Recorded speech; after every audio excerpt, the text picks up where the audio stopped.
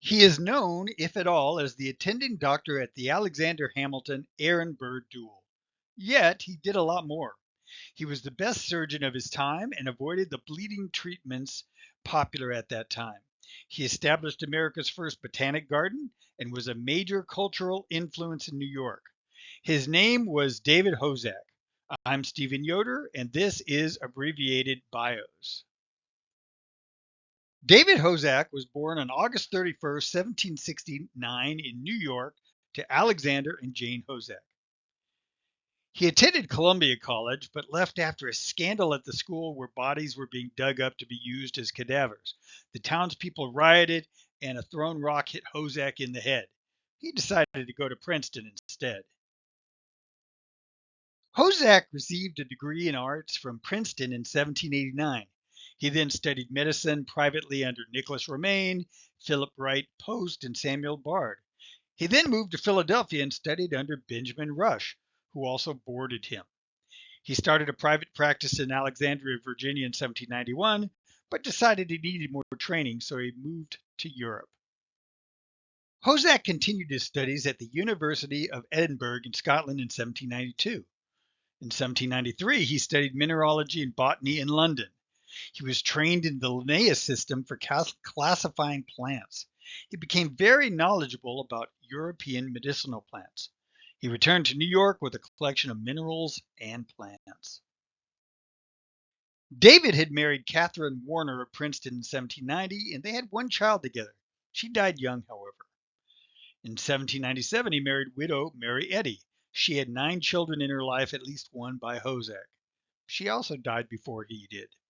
After she died, Hosack would marry a rich widow, Magdalena Coaster, in the late 1820s. After returning to New York, he became the personal physician to some prominent families, including the Burrs and the Hamiltons. He would be the attending physician at the famous Burr-Hamilton duel of 1804, though at a distance, since dueling was technically illegal in New Jersey. Plausible deniability in action. When Hamilton was shot in the stomach, Hosack stayed with him throughout his agonizing death. In 1795, he had partnered with Samuel Bard in his practice and took it over in 1799. Hosack was a forward-thinking doctor. He used medicinal plants, abandoned the bleeding treatment that was popular in that period. He was the first American doctor to use the stethoscope. In 1808, he became the first doctor to ligate or tie up the femoral artery for an aneurysm. He also pioneered new procedures for dealing with yellow fever outbreaks. He advocated eliminating narrow streets and alleys, lining walks and cemeteries with specific trees to provide shade, purify the air, and beautify the city. You'll notice that this had nothing to do with the mosquito, and so these procedures did not work. Dr. John Francis once stated that Hosack was acknowledged to have been the most eloquent and impressive teacher of scientific medicine and clinical practice America has produced.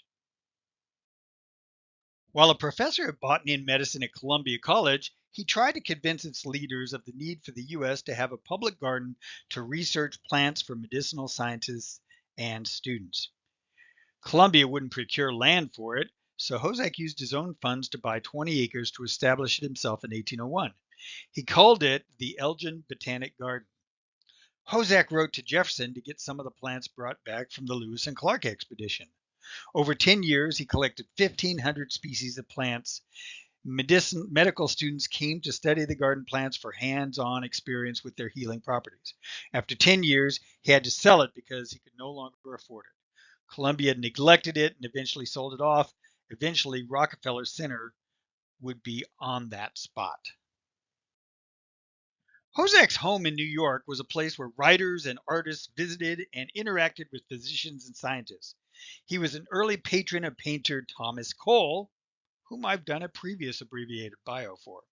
In 1820, Hosack was largely responsible for procuring the funding of Bellevue Hospital in New York. Hosack was also one of the founders of the New York Historical Society and served as its president from 1820 to 1828. He finally became wealthy with his third marriage to Magdalena Coster in 1828. He then purchased Samuel Bard's estate at Hyde Park. David laid out garden walks and drives to overlook the Hudson River. He would also take tourists around the estate. Hosack died there of a stroke on December 22, 1835. Hosack was important in American history for establishing the first botanical garden and moving American medicine forward. There's a biography of him called American Eden by Victoria Johnson. Thank you for listening to Abbreviated Bios, and if you like this kind of program, please subscribe.